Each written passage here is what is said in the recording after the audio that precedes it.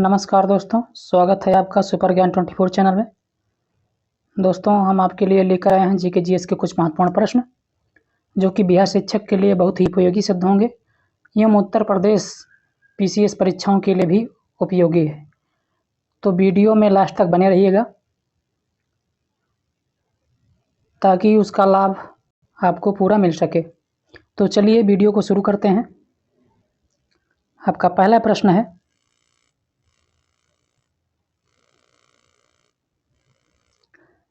अमेरिकी पत्रकार जो महात्मा गांधी के भारत छोड़ो आंदोलन के दौरान उनके साथ था, उसका क्या नाम था? तो दोस्तों, इसका सही उत्तर हो जाएगा आपका ऑप्शन ए, लुई फिशर। चलिए आगे बढ़ते हैं। और ये दूसरा प्रश्न है, भारत छोड़ो आंदोलन के समय इंग्लैंड के प्रधानमंत्री थे, तो इसका सही उत्तर हो जाएगा दोस्तों ऑप्शन ए, चर्चिल। चलिए आगे बढ़ते हैं। और ये प्रश्न नंबर 3 है, भारत छोड़ो आंदोलन के समय किसने कांग्रेस रेडियो का प्रसारण किया था? तो इसका सही उत्तर हो जाएगा दोस्तों ऑप्शन सी, उषा मेहता। प्रश्न नंबर 4 है, भारत छोड़ो आंदोलन के दौरान उत्तर प्रदेश के किस जिले में समानांतर सरकार की स्थापना की गई थी? तो इसका सही उत्तर हो जाएगा दोस्तों ऑप्शन बी, बलिया में चित्तू पांडे ने किया था समानांतर सरकार की स्थापना। चलिए आगे बढ़ते हैं। और ये 5वां प्रश्न है, आज़ाद हिंद फौज का प्रथम सेनापति कौन था? तो इसका सही उत्तर हो जाएगा दोस्तों ऑप्शन ए, मोहन सिंह। चलिए आगे बढ़ते हैं नेक्स्ट प्रश्न पर। प्रश्न नंबर 6 है, 1932 के पूना समझौता पर गांधी जी की तरफ से हस्ताक्षर किसने किया था? तो इसका सही उत्तर हो जाएगा ऑप्शन बी, मदन मोहन मालवीय। चलिए आगे बढ़ते हैं। और एक बात बताते चलूं दोस्तों, सरोजिनी नायडू ने 1925 में कानपुर अधिवेशन की अध्यक्षता की थी। कानपुर अधिवेशन की 1925 में। और सरदार पटेल जी ये 1931 में कराची अधिवेशन की अध्यक्षता किए थे सरदार पटेल। तो चलिए आगे बढ़ते हैं। और ये 7वां प्रश्न है, बीबी गिरी राष्ट्रीय श्रम संस्थान कहाँ स्थित है? तो इसका सही उत्तर हो जाएगा दोस्तों ऑप्शन ए, नोएडा में। चलिए आगे बढ़ते हैं। प्रश्न नंबर 8 है, किसे भारत का ग्लैडस्टोन कहा जाता है या वयोवृद्ध नेता भी कह सकते हैं? तो आपका सही उत्तर हो जाएगा ऑप्शन बी, दादा भाई नौरोजी जी को। गोपाल कृष्ण गोखले 1905 में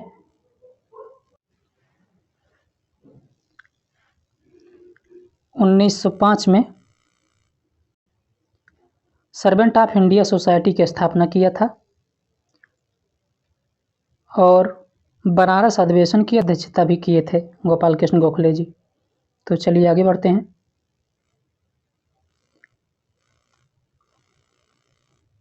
नेक्स्ट प्रश्न है प्रश्न नंबर 9, काकोरी कांड की घटना कब हुई थी दोस्तों? तो इसका सही उत्तर हो जाएगा ऑप्शन ए, 9 अगस्त 1925 ईस्वी को।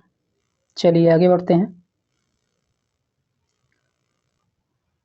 भारतीय चारागाह प्रश्न नंबर 10 है, एवं चारा अनुसंधान संस्थान कहाँ स्थित है? तो इसका सही उत्तर हो जाएगा ऑप्शन सी, झांसी में। प्रश्न नंबर 11 है, निम्नलिखित में से कौन सही सुमेलित नहीं है? तो कौन सही सुमेलित नहीं है, तो पहले देख लीजिए कौन सही सुमेलित है दोस्तों। जब भी प्रश्न आए तो नहीं को पहले गोला कर दीजिएगा, नहीं तो हाँ नहीं में कन्फ्यूजन हो जाता है और सवाल को गलत हो जाता है, सवाल गलत कर देते हैं। तो ये जरूर ध्यान रखिएगा। तो ऑप्शन ए है भातखंडी संगीत संस्थान जो है 1926 में लखनऊ में स्थापित किया गया था। बिल्कुल सही है दोस्तों। भारतीय नाटक अकादमी 1975 में यह स्थापित किया था, यह भी सही है। और राज्य ललित कला अकादमी लखनऊ 1962 में यह भी स्थापित किया था, बिल्कुल यह भी सही है। और उत्तर प्रदेश नाटक अकादमी जो है 1965, यही सही नहीं है दोस्तों, ये सही उत्तर डी आपका हो जाएगा। चलिए आगे बढ़ते हैं। प्रश्न नंबर 12 है, उत्तर प्रदेश का प्राचीनतम और विशालतम बहुउद्देशीय संग्रहालय कौन सा है? तो आपका सही उत्तर हो जाएगा ऑप्शन सी, राज्य संग्रहालय लखनऊ। नेक्स्ट प्रश्न है, प्रश्न नंबर 13 कह रहा है, पंडित दीनदयाल उपाध्याय पशु चिकित्सा विश्वविद्यालय स्थित है, तो ये कहाँ स्थित है? तो आपका सही उत्तर हो जाएगा ऑप्शन बी, प्रयाग में, मथुरा में, सॉरी, आपका सही उत्तर हो जाएगा मथुरा। चलिए आगे बढ़ते हैं।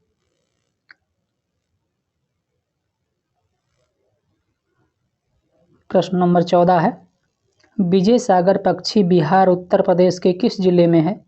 तो इसका सही उत्तर हो जाएगा दोस्तों ऑप्शन डी, महोबा में। और प्रश्न नंबर 15 है, कैरेबियन सागर और प्रशांत सागर के मध्य कौन सी नहर है? तो इसका सही उत्तर हो जाएगा आपका ऑप्शन ए, पनामा नहर, जो कि बहुत ही पूछा जाता है, वेरी इंपॉर्टेंट है ये। प्रश्न नंबर 16 है, भारत का मसाले का बगीचा किसे कहा जाता है?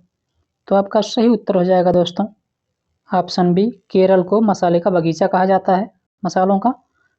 इसका सही उत्तर बी होगा। चलिए आगे बढ़ते हैं। नेक्स्ट प्रश्न है, प्रश्न नंबर 17 है, किसके कारण मिनीमाता रोग होता है? तो इसका सही उत्तर हो जाएगा दोस्तों आपका ऑप्शन ए, पारा प्रदूषण से। चलिए आगे बढ़ते हैं। और ये प्रश्न नंबर 18 है, प्रश्न कह रहा है कि निम्नलिखित में कौन सही सुमेलित नहीं है? तो इसमें देखना है कि कौन सही सुमेलित नहीं है। तो आपका समाचार दर्पण सरदार वल्लभ भाई पटेल, क्या ये सुमेलित है? मिरातुल अखबार राजा राम मोहन राय, क्या सुमेलित है? केसरी पत्रिका बाल गंगाधर तिलक, क्या सुमेलित है? यंग इंडिया महात्मा गांधी, क्या सम्मिलित है? तो इसमें सभी तीनों बी सी डी सभी सम्मिलित हैं। मिरातुल अखबार जो है ये राजा राम मोहन राय जी का है, केसरी बाल गंगाधर तिलक का है, और यंग इंडिया गांधी जी के द्वारा, ये गांधी की पत्रिका है। और समाचार दर्पण ये मार्श मैन का है दोस्तों, मार्श मैन का, मार्श मैन। यही विकल्प ए वाला सही नहीं है, बाकी सारे सही हैं, तो आपका ऑप्शन ए उत्तर सही हो जाएगा। चलिए आगे बढ़ते हैं। प्रश्न संख्या है 19, आर्य समाज की स्थापना किसने किया था? तो इसका सही उत्तर हो जाएगा आपका ऑप्शन ए, दयानंद सरस्वती। दयानंद सरस्वती ने 1875 में 1875 में किया था आर्य समाज की स्थापना। चलिए आगे बढ़ते हैं। प्रश्न नंबर 20 है, किस आंदोलन से गांधी जी नहीं जुड़े थे? तो आपका सही उत्तर हो जाएगा ऑप्शन ए, होम रूल आंदोलन। ये होम रूल आंदोलन एनी बेसेंट जी का था। एनी बेसेंट जो एक आयरिश महिला थी, और इसकी स्थापना जो है उन्होंने 1916 में किया था। 1916 में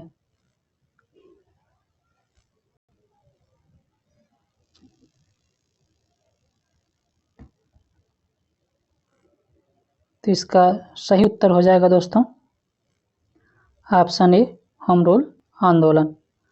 बाकी तीनों 1920 में असहयोग आंदोलन हुआ, सबने यज्ञ आंदोलन 1930 में हुआ और भारत छोड़ो आंदोलन 1942 में हुआ।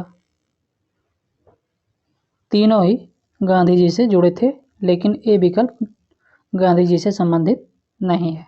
चलिए आगे बढ़ते हैं।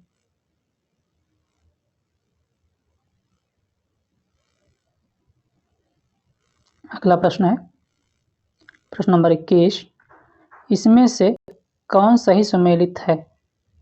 तो आपका सही उत्तर हो जाएगा ऑप्शन डी, सभी सुमेलित हैं।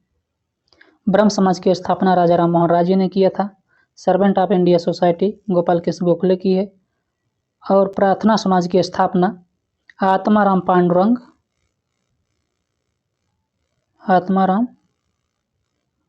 पांडुरंग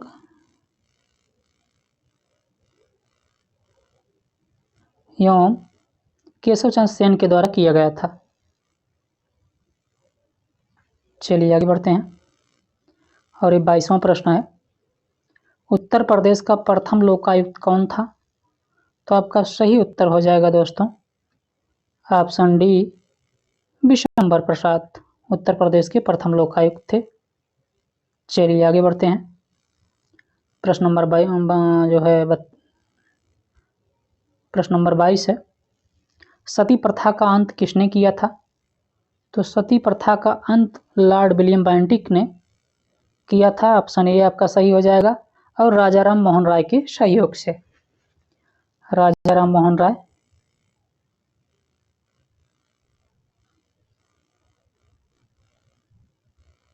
राय के सहयोग से किया था। इनको पुनर्जागरण काल का पिता भी कहा जाता है, राजा राम मोहन राय को। चलिए आगे जब बढ़ते हैं दोस्तों, जाने रहिएगा, परीक्षा की दृष्टि है बहुत ही महत्वपूर्ण है। कभी कभी पूछ लिया जाता है पुनर्जागरण के पिता कौन है, तो राजा राम मोहन राय। चलिए आगे बढ़ते हैं। प्रश्न नंबर है 23, शीतोष्ण कटिबंधीय कोणधारी वन पाए जाते हैं? तो इसका सही उत्तर हो जाएगा दोस्तों ऑप्शन सी, टाइगा प्रदेश में। चलिए आगे बढ़ते हैं और ये प्रश्न नंबर 23 है, भारत के किस राज्य में जाड़े की ऋतु में सर्वाधिक वर्षा होती है? तो आपका सही उत्तर हो जाएगा ऑप्शन बी, तमिलनाडु। चलिए आगे बढ़ते हैं। प्रश्न नंबर 24 है, दक्षिण भारत के सर्वोच्च शिखर का नाम है? तो आपका डी विकल्प हो जाएगा अनाई मुंडी। आपका डी विकल्प सही हो जाएगा दोस्तों। चलिए आगे बढ़ते हैं। प्रश्न संख्या है 25, निम्नलिखित में से कौन सी नदी भ्रंश घाटी से प्रवाहित होती है? तो आपका सही उत्तर हो जाएगा ऑप्शन ए, नर्मदा नदी।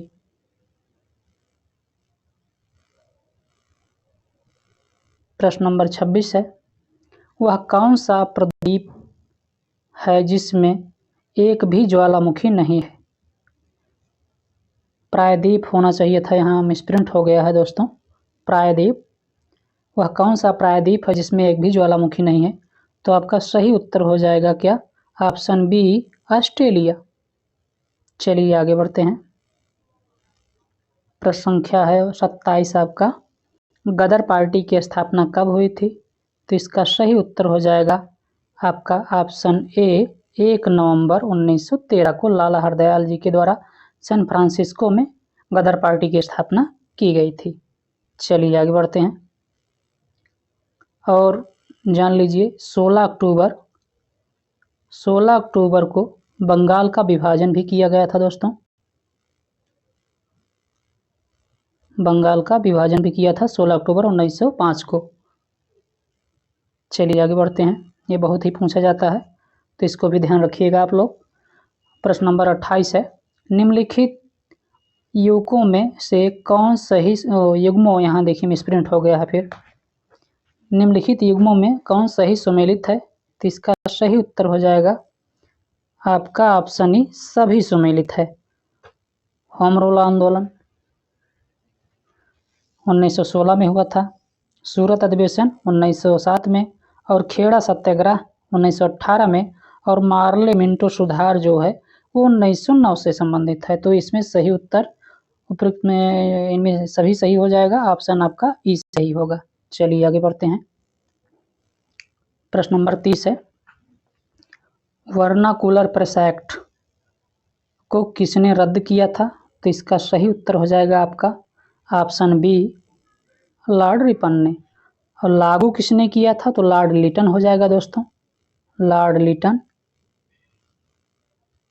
लॉर्ड लिटन ने 1878 में 1878 में लागू किया था। 1878 में लॉर्ड लिटन ने लागू किया था और इसको निरस्त किया था रिपन ने। तो इसका सही उत्तर हो जाएगा ऑप्शन बी, लॉर्ड रिपन। चलिए आगे बढ़ते हैं।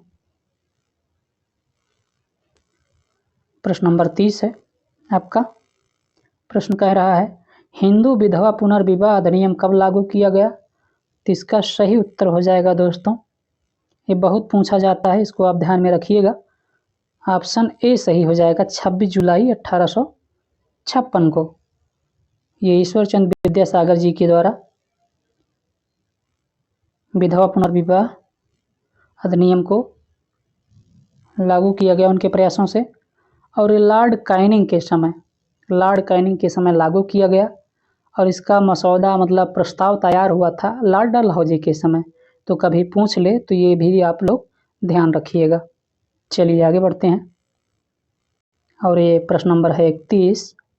प्रश्न कह रहा है कि निम्नलिखित में से भारतीय राष्ट्रीय कांग्रेस के किस अधिवेशन में पहली बार मौलिक अधिकारों से संबंधित प्रस्ताव पारित किए गए थे?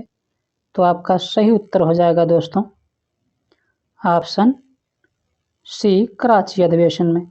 कराची अधिवेशन हम पहले ही बता चुके हैं कि कराची अधिवेशन की अध्यक्षता जो है सरदार वल्लभ भाई पटेल जी के द्वारा की गई थी और कानपुर अधिवेशन की अध्यक्षता सरोजिनी नायडू जी के द्वारा किया गया था। और 1907 में सूरत अधिवेशन हुआ था, जो इसको सूरत अधिवेशन हुआ था 1907 में। यहीं से जो है कांग्रेस और गरम दल और नरम दल नेताओं के बीच में फूट हो गई, बानी कांग्रेस में विभाजन हो गया दोस्तों। तो चलिए आगे बढ़ते हैं नेक्स्ट प्रश्न पर। आपका 32वां प्रश्न है, डिप्थीरिया रोग किसको प्रभावित करता है? हम स्टूडेंट हो गया। तो आपका सही उत्तर हो जाएगा डिप्थीरिया रोग किसको प्रभावित करता है? तो आपके श्वास नली को प्रभावित करता है डिप्थीरिया रोग। तो ये रहे कुल 32 प्रश्न दोस्तों। हमारी वीडियो कैसी लगी हमें कमेंट बॉक्स में ज़रूर बताइएगा और वीडियो को लाइक करें और चैनल को सब्सक्राइब करें और बेल आइकन क्लिक करना ना भूलें ताकि जो भी मैं वीडियो डालूं उसका नोटिफिकेशन आपको मिलता रहे। धन्यवाद, जय हिंद। मिलते हैं कि तब तक अगले नेक्स्ट वीडियो में। जय हिंद।